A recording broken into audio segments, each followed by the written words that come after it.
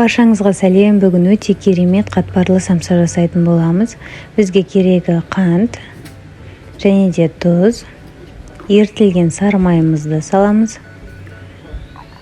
Және де жылы сүтімізді құямыз. Жұмыртқамызды салып, жақсылап араластырып алатын боламыз. Одан соң дрожжімізді саламыз.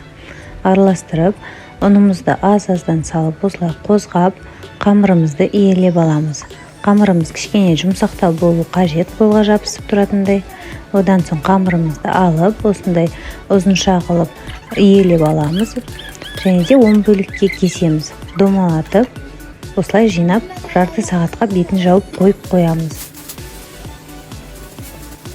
Ал ол уақытта біз фаршымызды дайындаймыз. Тұзымызды, зирамызды және де қара бұрышымызды салып, жақсылап араластырып аламыз.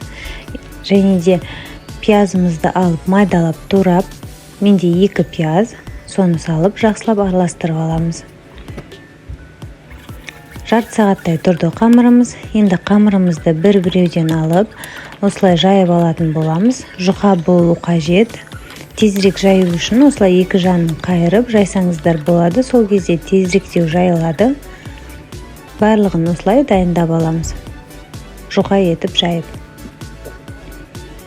Міне бәрін жайып болдым. Енді осылай ерітілген сары майымызды жағып шығамыз. Көп емес.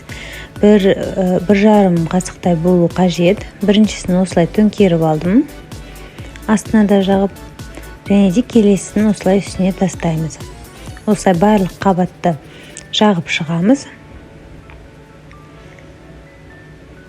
Міне соңғы қамырым.